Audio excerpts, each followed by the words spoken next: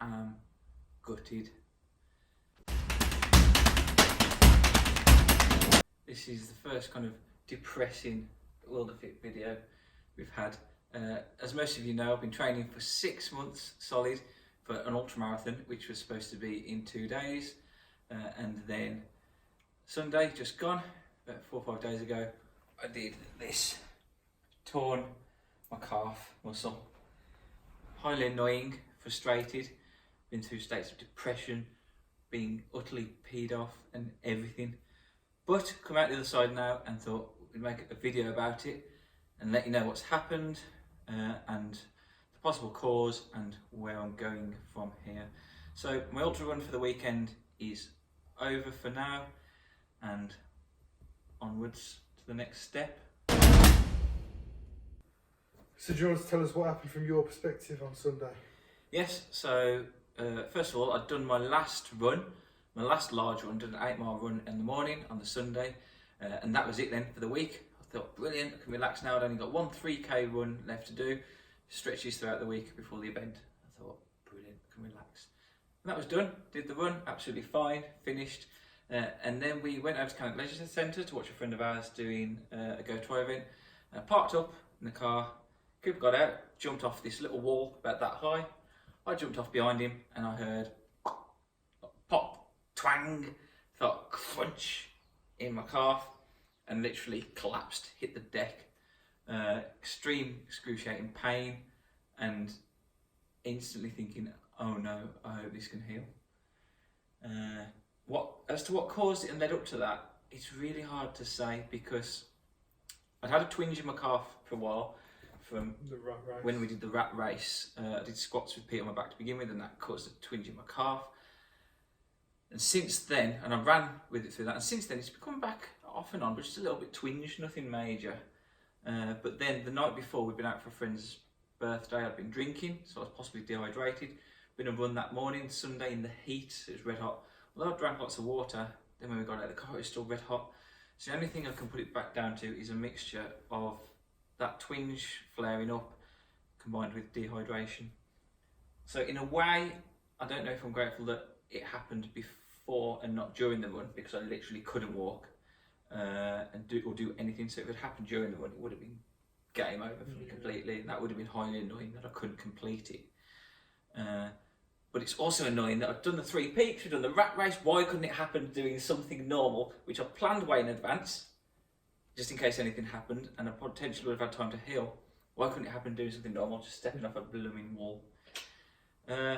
So yeah, but then Coop's got a perspective of what happened from his point of view, which I'm missing. So He jumped off the wall, fell to the ground. At this point, our friend Craig is transitioning from his bike to his run. So he's thrown me his phone to go and get some footage of Craig getting transitioning. So I've run off. and I sat there thinking, oh, I'll be alright, I'll get back to Yeah. it. Try to walk. Yeah, get back down. walk it off. Anyway, I've got back to him. He's buckets of sweat, a little bit dazed, and he just goes, I'm glad you're here. I feel like I'm going to faint.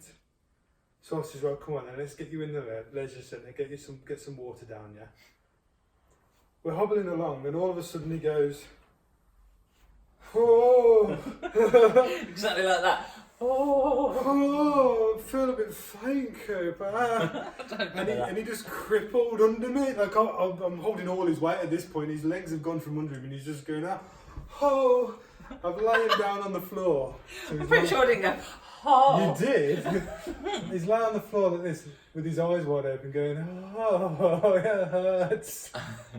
I don't remember this. A couple of old people have come running over. A little old lady gives him a drink, but he grabbed the drink. I remember having a drink. I remember going in there and an old lady coming and giving me a drink and saying, oh, thank you, and then carrying on to the leisure centre. I don't remember passing out at that point. Yeah, so then I got him up off the floor and we carry on into the leisure centre and he's going, oh, oh, and he's like, basically I'm just sort of carrying him through, like he's a cripple. I shouldn't say that word, should I? Yeah. Basically I'm just carrying him through and we get him into the leisure centre, sitting down on a chair and he's like this. But he's still got his sunglasses on. And eventually he's like this. And another guy comes over and we're giving him some water and stuff. And then he says, he's lying like this and he just goes, like a really weird snore sound. It wasn't quite a snore, but it was like exactly what I'm doing.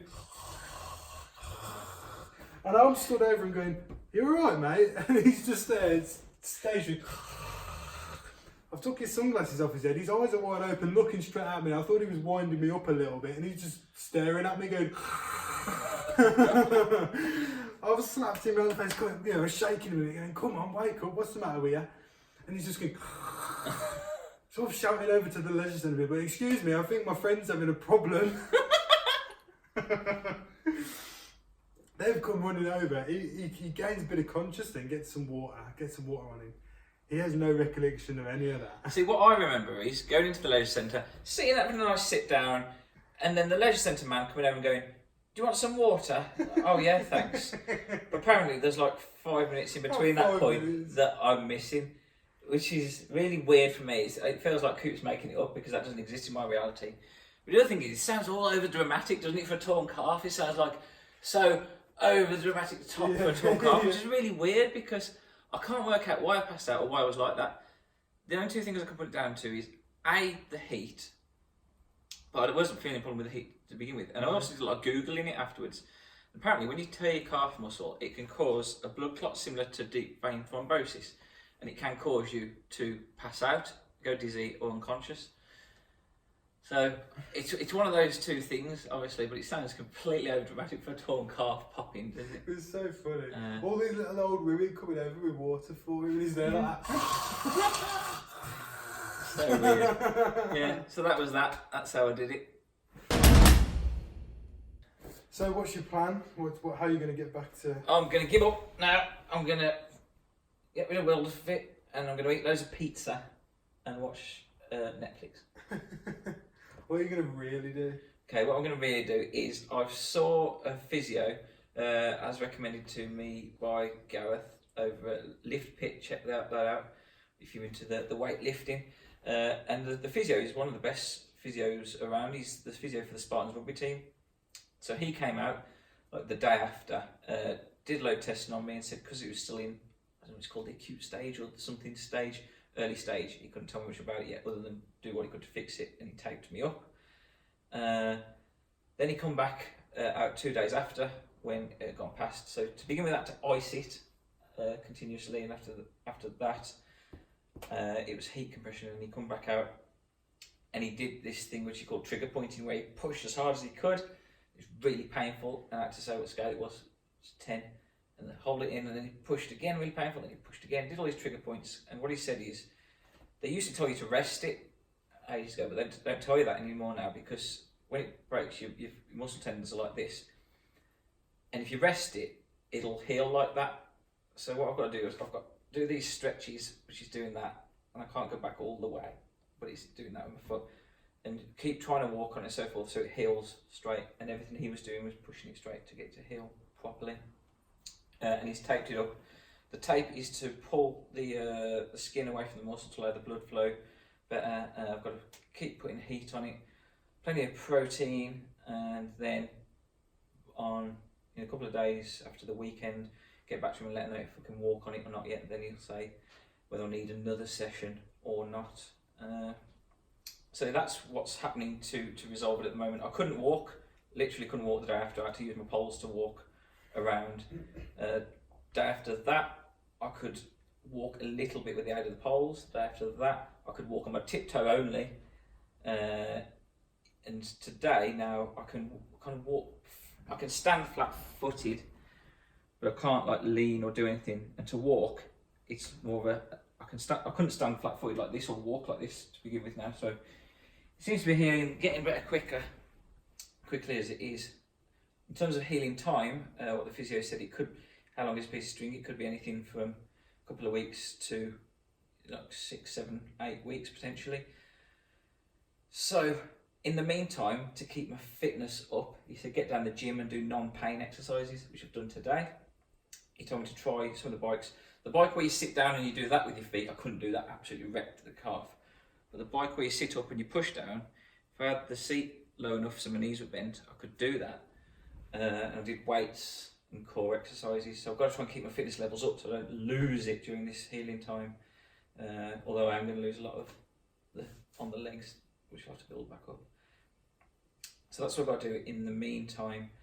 And off the back of that, then he said as soon as I can walk up the stairs normally without aid, then I can look at booking another ultra run. I've already been looking in advance. I already asked him. I said, I found one 31st of August. Can I book this? And he said, don't book anything until you can walk up the stairs. So there's another 100k one on in literally 7 weeks' time, which is pushing it. Hopefully we'll see. Then there's another one mid-September, a week or so after that. If that fails, that's another 100k one to the same distance. If that fails, there's one towards the end of September, beginning of October, which is 100k. Valiant. There's the last one, which is mid-October. Oh no, sorry, the third one is 79 miles as opposed to 62. But if I get to that point and that's the one I'm going to do, then that's the one I'll do. I'll just do the extra miles. Then the one after that, which is mid-October, is 50 miles. So that's 12 miles less than what I was planning on doing, which would be a bit disappointing on my behalf. But it's still an ultra, but it's still 50 miles. Yeah. So I've got these to choose from. As soon as I can start walking again normally without aid, then I'll know how long I've got to build the run fitness back up for it, and I'll book it then and get it done. And the main thing is just the sponsorship, because we've had a lot of sponsors give money for the Run for Cambodia appeal I've been doing, and that's the main thing that's been really annoying me, is letting the sponsors down. And I already feel like I've let them down, you know what I mean? And it's just so annoying. And that's the main reason as well that I want to just, I mean, if I was just doing it for me, I'd probably just go, that's it now. I'll just go and do a few 5Ks. But I think one of the biggest reasons is the sponsorship as well, has really fueled me to do it. Yeah. But what is annoying is I tapered down. So literally, this was my last longest run. I tapered all back down, last longest run. And that was it. I was looking forward to get back in on the mountain bikes, getting forward to doing some like 5Ks, 10Ks, Cooper, doing some nice different levels of fitness. This whole training thing was over, and now it's not. So that's annoying, but that's the way the cookie crumbles. That's the way the David falls.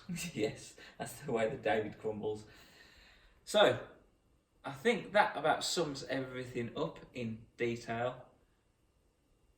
No idea what caused it, apart from twinge, possible heat, an over dramatic passing out of and experience during it of Cooper thinking I was dying. But onwards and upwards, the plan is now get healed, try and keep fitness up as much as possible, book another ultra. Peace.